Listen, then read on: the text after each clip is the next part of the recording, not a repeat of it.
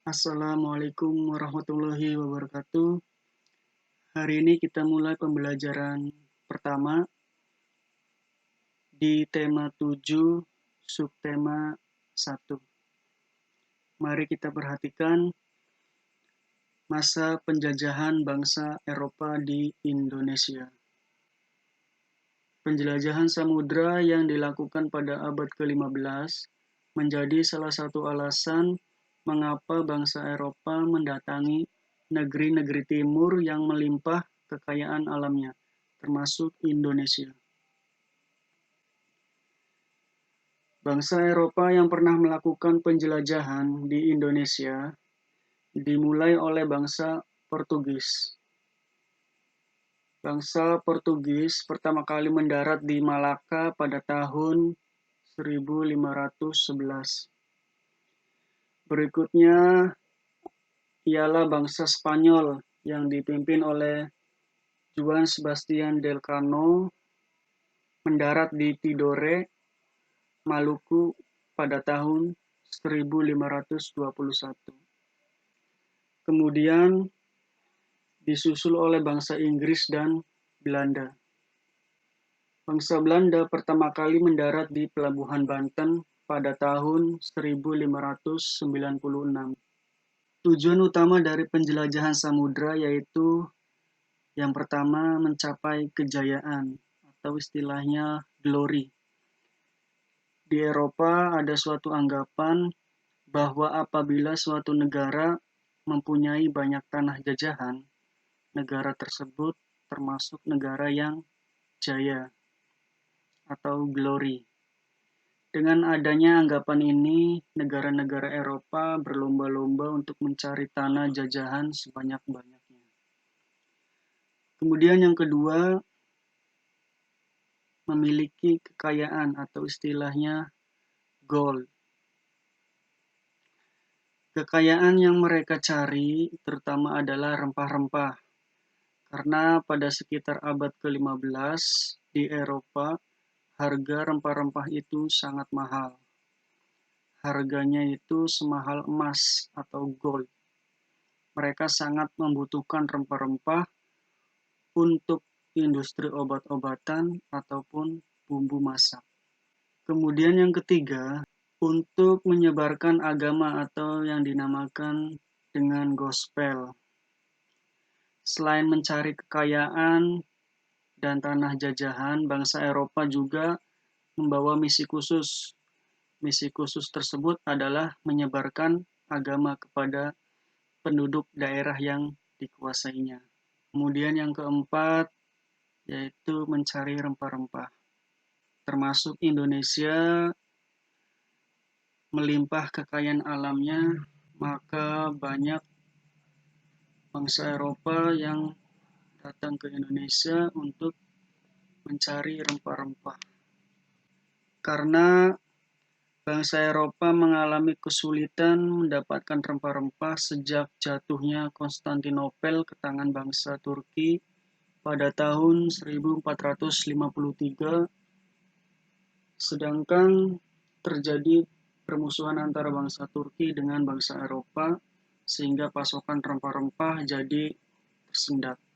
Oleh karena itu, bangsa Eropa berusaha mencari sendiri daerah penghasil rempah-rempah, yaitu Indonesia, dengan melakukan penjelajahan menuju ke Indonesia yang kaya akan rempah-rempahnya. Rempah-rempah ini contohnya cengkih, jahe, kunyit, daun salam, ketumbar, kemiri, dan lain-lainnya.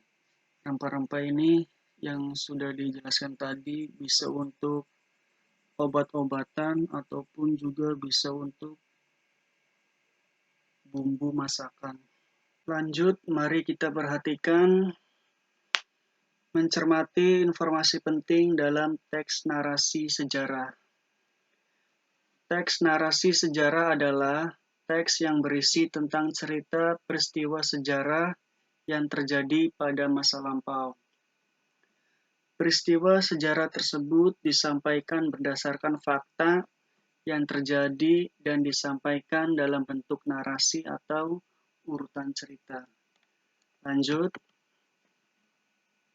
Melalui teks narasi sejarah, kamu dapat mengetahui berbagai peristiwa sejarah yang pernah terjadi di Indonesia ataupun di negara lain. Untuk mengetahui seluruh informasi peristiwa sejarah tersebut, kamu dapat mencermati dan menggali isi teks dengan berbagai cara, seperti menjawab pertanyaan-pertanyaan yang disajikan. Lanjut, perhatikan. Sekarang kita membahas tentang sifat-sifat benda padat, cair, dan gas. Perhatikan sifat-sifat dari ketiga wujud benda berikut.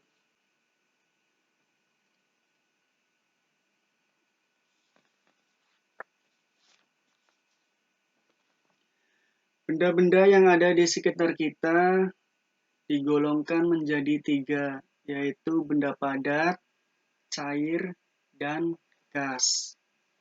Ketiganya memiliki sifat yang berbeda.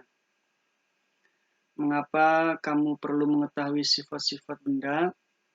Salah satu manfaatnya ialah kita akan tahu cara memperlakukan benda-benda yang ada di sekitar kita.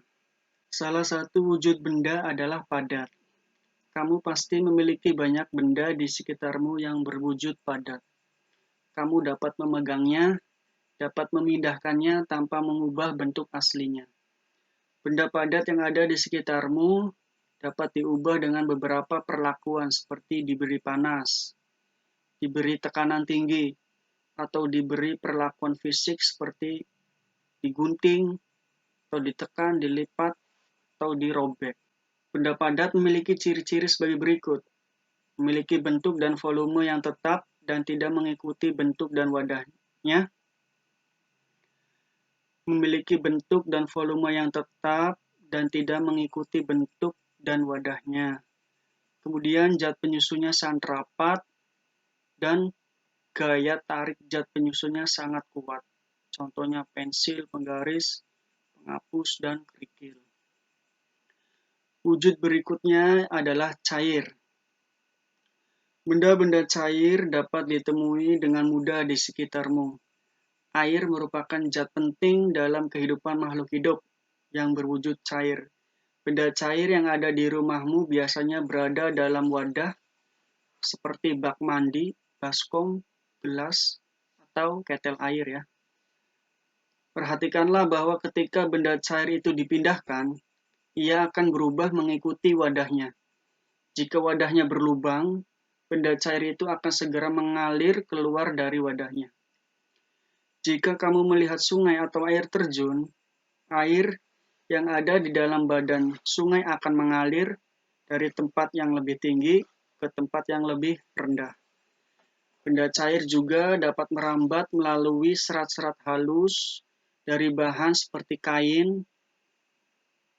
Benda cair juga bisa mengisi rongga-rongga kecil atau pori-pori bahan tersebut. Atau bisa diringkas bahwa ciri-ciri air itu memiliki bentuk yang berubah-ubah sesuai bentuk wadahnya, kemudian mengalir dari tempat yang tinggi ke tempat yang rendah, menekan ke segala arah dan dapat meresap melalui celah-celah kecil. Contoh wujud benda cair yaitu air, sirup, susu, dan minyak. Kemudian yang ketiga adalah gas. Manusia dapat memasukkan dan mengeluarkan gas dari dalam tubuhnya pada saat bernafas. Dengan cara meniup, kamu dapat membuat sebuah balon mengembang. Dengan meniup, kamu juga dapat menggerakkan selembar kertas di tanganmu. Kamu dapat mencium bau nafasmu sendiri. Kamu pun dapat mencium bau-bau lainnya yang berupa gas. Dengan memahami sifat gas, manusia menciptakan parfum atau minyak wangi untuk menyebarkan bau dari gas yang dikeluarkan dari wadah parfum tersebut. Atau bisa kita lihat lebih ringkas bahwa ciri-ciri gas yaitu memiliki bentuk yang tidak tetap, mengisi seluruh ruang yang ditempati, menekan ke segala arah, lalu bentuk sesuai wadah. Terakhir, zat penyusunnya sangat berjauhan.